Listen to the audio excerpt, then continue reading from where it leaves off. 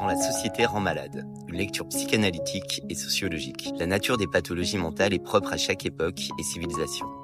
Ainsi, le contexte lié à l'émergence de la psychanalyse, l'Europe du XIXe siècle, est caractérisé par une prédominance de l'hystérie, notamment de conversion. Ce trouble, à l'inverse, est peu prégnant aujourd'hui.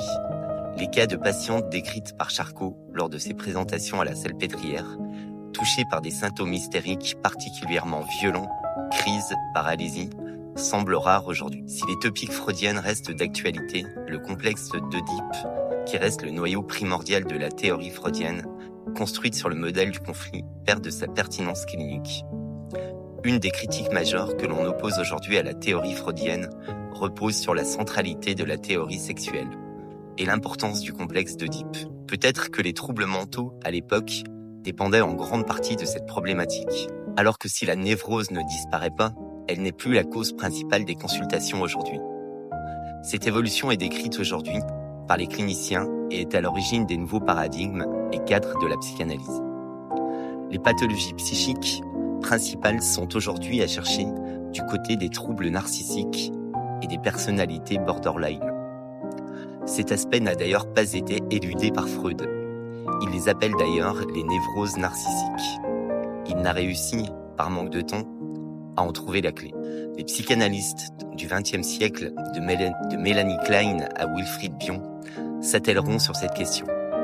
Il serait intéressant d'analyser sociologiquement les évolutions de la société qui sont à l'origine de cette évolution des pathologies. La description d'une mère de famille loin d'être suffisamment bonne par René Roussillon interpelle. C'est une mère de famille nombreuse qui n'est jamais disponible pour ses enfants. Une de ses filles est suivie par le psychanalyste pour un trouble anorexique.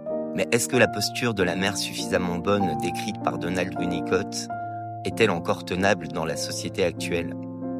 Une mère de famille nombreuse qui travaille à temps complet, soigne son apparence physique et vestimentaire, a développé l'addiction quasi universelle au smartphone, se plie à l'injonction du bonheur et suit ainsi de nombreux exercices de développement personnel qui alourdissent encore son emploi du temps.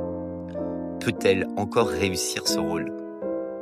La multiplication du trouble de l'attention et de l'hyperactivité dans les pays occidentaux apparaît également comme le symptôme de cette éducation lacunaire.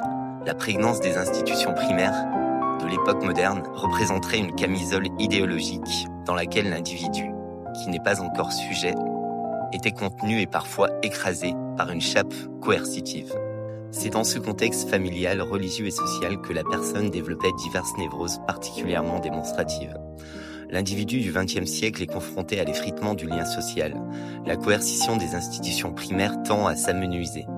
Les hommes se retrouvent libres de choisir leur propre religion ou de n'en choisir aucune. Le lien familial perd également de sa coercition. Les correspondances de personnages historiques, la correspondance de Mozart avec son père, nous renseignent sur ce déterminisme de filiation. Les héritiers se devaient de reprendre le projet familial, professionnel et social. Le déterminisme était explicite et admis par la multitude.